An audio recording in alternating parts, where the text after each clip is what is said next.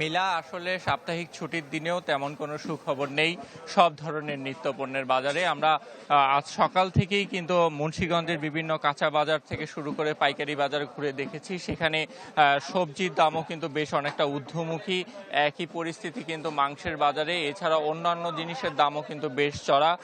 বিশেষ করে গতকালকে যে আসছে বাজেটের যে ঘোষণা দেয়া হয়েছে, ভোক্তা পর্যায়ে সাধারণ ক্রেতারা অভিযোগ করছে সেই বাজেটের ঘোষণার পরপরই কিন্তু ব্যবসায়ীরা বিভিন্ন নিত্যপণ্যের দাম কিন্তু বাড়িয়ে দিয়েছে। যে অন্যদিক থেকে কিন্তু বাজেটে কিন্তু নিত্যপণ্যের দাম নিয়ন্ত্রণে কিন্তু মূল্যস্ফীতির কথা বলা হয়েছে, তবে সেটির কিন্তু একটি ব্যতিক্রমী প্রভাব পড়েছে বাজারে।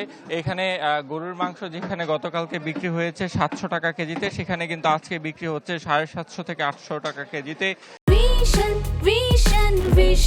100% কপার কন্ডেন্সারে তৈরি ভিশন ফ্রিজ, তাই গুণে মানে অটুট থাকে বছরের পর বছর। এছাড়া আলু যেখানে 50 টাকা কেজিতে বিক্রি হয়েছে, সেখানে কিন্তু আজকে দেখা যাচ্ছে যে 55 থেকে 60 টাকা কেজিতে বিক্রি হচ্ছে। এছাড়া টমেটো কিন্তু বিক্রি হচ্ছে 150 টাকা কেজি, কাঁচামরিচ 250 থেকে 300 টাকা কেজি।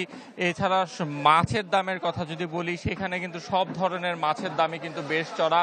ইলিশ কিন্তু গতকালকেও যেখানে 1200 থেকে 1300 টাকা কেজি দরে বিক্রি হয়েছে, সেই ইলিশ কিন্তু আজকে প্রায় 2200 থেকে 2400 টাকা কেজি দরে বিক্রি হচ্ছে। এছাড়া রুই মাছ কিন্তু 350 টাকা কেজিতে বিক্রি হলেও দেশীয় প্রজাতির সেই মাছ কিন্তু এখন প্রায় 450 থেকে 500 টাকা কেজি দরে বিক্রি হচ্ছে। অর্থাৎ বলা যায় যে কোনো ধরনের স্বস্তির খবর কিন্তু নেই, এবং সব ধরনের নিত্যপণ্যের দামই কিন্তু বেশ চড়া।